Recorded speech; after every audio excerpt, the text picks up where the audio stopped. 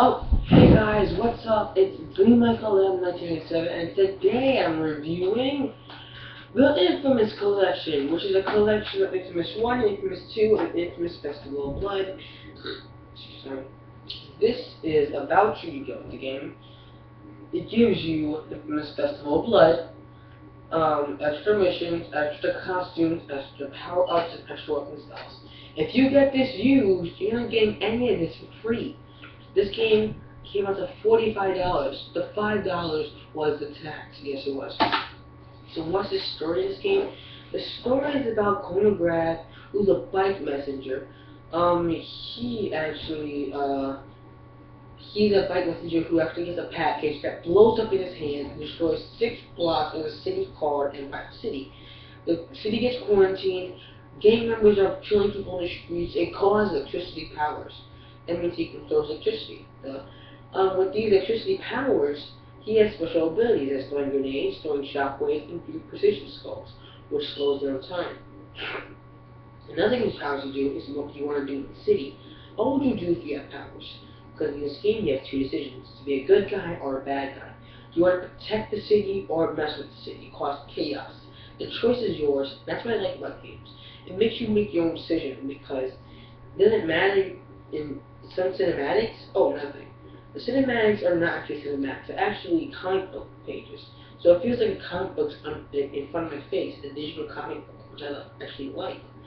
But the cool thing about this game is definitely the environment. Everything changes around you every single time you play. So if you're like a villain, then the whole entire city looks all like crap. It looks like everyone is attacking each other, no one is safe, everyone's being crap. But if you're a hero, the sky is nice, there's no chaos, and everyone is just walking around peaceful.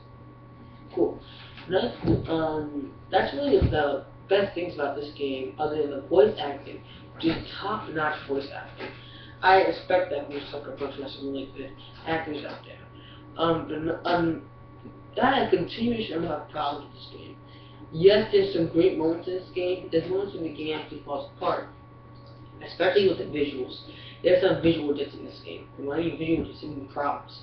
There's texture loadouts which are really bad sometimes. But from standing on the building, you're looking far away. The textures are loading up and they take their time like this. It messes up. It sometimes glitches on the game. And this one's when I'm looking down at the floor in the game, and the whole entire city's gone. What is that? What is that? It's not much of a problem. And then there is the wonky camera. Camera angles in this game really hurts this game badly. Let's say like I'm fighting a couple guys, like with a couple guys in the street. All of a sudden, when I'm taking up, like I do a barrel roll to the right or something, the camera flies upwards. I don't know what's wrong with that. It happened to me tons of times. It actually killed me a couple times. And then there's difficulty curves. What I mean by that is, towards the end of the game, like some other games do, there's moments when the game just gets super hard on you. Even if you have it on the easiest difficulty, it will get hard on you so hardcore that no matter where you go, you always get shot. 20 times you get shot, oh, you die. 20 times later, you actually beat the level. Like, wait a minute, that's what I had to do just to not die? And I get killed 20 times? That's kind of a downer. Another problem I have with the game is sometimes the loading time, there's actually no loading times, I just gotta say that, so yeah, that's kind of a problem there too. But the gameplay is where the game lives up to. When you're making decisions, everyone's affected around you. Like I said before, choices are weighed by your shoulders. You face the consequences of everything you do. And that really has a lot of emotions sometimes, in my opinion. Because when I'm playing the game, I actually feel like I'm actually affecting somebody, and yeah, affecting somebody and messing with things. It really does have this type of emotion that you don't get with a game sometimes. Unless when a game has a lot of respect for itself, I understand that really good. And that's really all I have to say about the game, even though the voice acting can be lackluster once in a while. Some people feel like they have to sleep. Yes, I think it's not really the best. And yeah, problematic. Yeah. So my overall score for the first game is going to be a 92%, which is a 9.2. What I like about the game is definitely the graphics, the gameplay, and Most of the music and voice acting, even though some of the voice acting is kind of lackluster and sleeping off on me, when things like this. Give me a second. It really is cool how they did it, and I like the choices you make when you affect everyone around you. But there's just some moments where it just doesn't work. I know. And the camera angle, the wonky camera kills this game. 92%. Yeah, that's it. The second game is Infamous 2. When you actually have to leave Empire City to go to a city called Nimurai, you must find a doctor who actually must help you defeat something called the Beast. The Beast is something dangerous and defeats you in the beginning, but then you survive and you must fight it again. There you learn your tutorials if you never played the first one before, and you get so many more powers this time. And that's really awesome if you ask me. Sorry about that.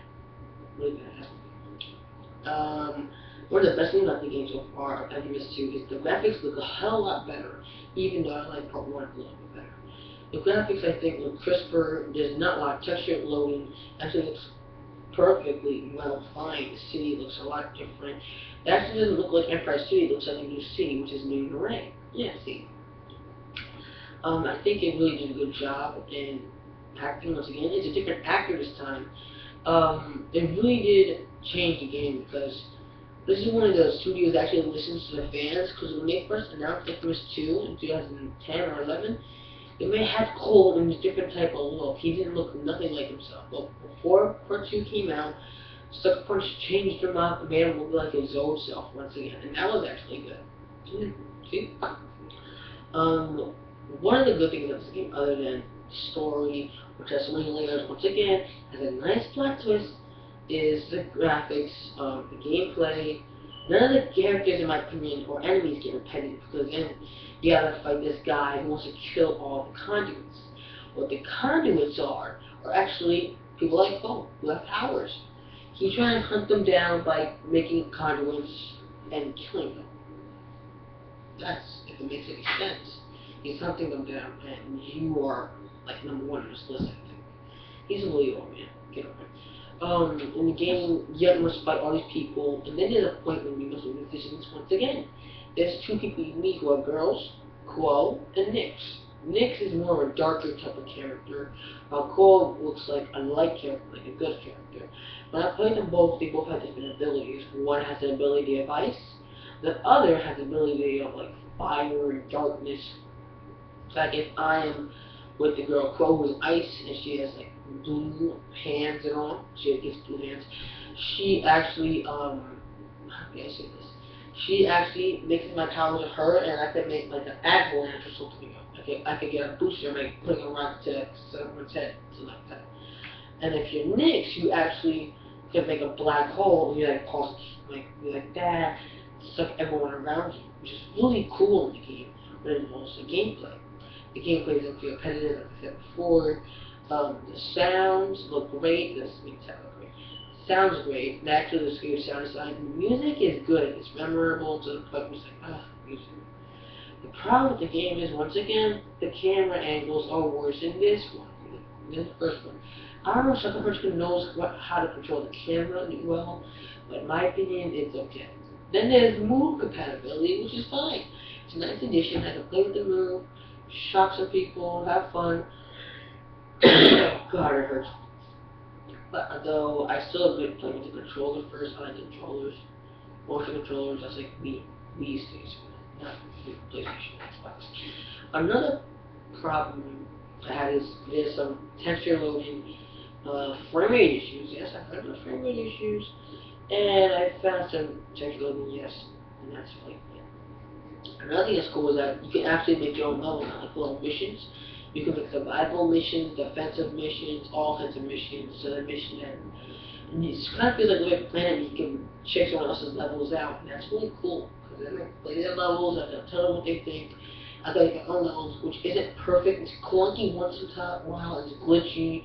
Like if I left someone on top of a building, they just fall off. I don't know how that's even possible. Overall, I think the game is really comes down to the point if you want to play an open world game, has two sides, good or evil, and the endings are really good. I'm really glad Sucker Punch did a good job. And then my overall score for Part 2 is gonna have to be a 9.1 out of 10. It really is a good game in my opinion, but at a point of when I just start getting mad sometimes, the camera really hurts me. Then we have Festival of Blood. Festival of Blood. Give me a second, damn it. Sorry about that. Festival of Blood actually is a DLC game that you do not need a disc for. That's a revolutionary thing it changes. This is a story of Chronograph, and this does not have anything to do with the campaign. This is a little story that Zeke makes up to impress a girl at a bar. Yeah. And they push it out for Halloween. That's why there's bats all over the screen. Cole goes somewhere where they accidentally resurrect a Bloody Mary, which bites him and turns to a vampire. He only has 8 hours left to live, or he will die and become like a servant or something, or a slave. Yeah, the story's kind of muddled here and there. It's all over the place, the story, actually. It's kind of disjointed. Yeah, weak. Even though it's enjoyable, I still love the game. And then there is longevity. Unlike DLC games, I expect the campaign DLC to be at least 2 hours minimum, maybe. This one took me a little bit shorter. Yes, shorter, like everything else. This DLC actually took me an hour and a half to beat, which is kind of odd. Because if I was to get this for free, I would definitely say, hey, sure. But if I was to go on the PlayStation Store, buy it for $10, should I really buy it? That's when the question really gets a little too hard for me. Like, I don't know if I should really buy this. It's really good. Even though the gameplay is awesome, you have this ability when you become the dark shadows and you can fly all over the place, but it kind of uses energy and you gotta bite people. You bite people and suck in their blood. Yay! But anyway, that's just like vampires, undead crap. Overall, I think that all these games are on par. I think, and Infamous Festival of Blood is an enjoyable game. I'm not trying to make it sound bad. The story is short. It's muddled all over the place, weak and disjointed. I really enjoyed the game overall. The problem is I expected and I wanted more. I didn't get enough of what I wanted, and it ended up too short for me. I expected DLC games like Walking Dead, other games like that to last at least 2 hours. It didn't even last 2 hours for me. That's how sucky shit is. But it's not a bad thing, because some games are short, but they work well, and that's what it's really to be. So my overall score for Festival of Blood is 85. Now, it could be a little bit higher if the cameras were not crappy. All the cameras in all these games are crappy, I don't know why, but it's worth it overall. So, what do I give this entire package? The Infamous Collection out of 10. You know, I'm going to essentially give this game easily a 9.5. That's it. But, Michael, why didn't you didn't give any one of the games a 9.5? Simply because I'm addicted to this type of franchise when you make decisions and everything around you is caused by that decision. You know? I just love that type of games. When I actually feel the emotion of everything that's going on. So if I want to play a game like this that I love, I'm really gonna play it. So a 9.5 out of 10 for me, that's what I think. Anyone else who does not like this game, forget about it. If you own all this already, if you got all this for 60 plus 60 plus 10 plus 15 or 20, that's like almost $150 or $80 wasted right there. But if you want to get, if you have $45 and you want to get all the DLC for free and 2 good games, I definitely recommend this one right here. This goes in the PlayStation library, you know? So, 9.5 out of 10. That's it for me. Thank you. Please like the video, subscribe. Tell me what you think out there. If you played the game, if you did play the game, check it out and tell me what you think below. Also, I'll be reviewing DLC popping like Ghost Recon, Future Soldier, Raven Strike DLC, possibly Leviathan. I'm going to be reviewing Walking Dead when the 5th one comes out. What I mean by that is I have all them, I played them all, but I'm not reviewing them yet for some reason. I don't feel like it until I get them all and run my own little chart and give all my reviews, you know? Thank you for watching. Where's Darksiders? Darksiders 2 review will be coming up shortly. Like the video, subscribe, peace out. I gotta go. I'm gonna shoot some electricity at people. Peace out, guys. Hi.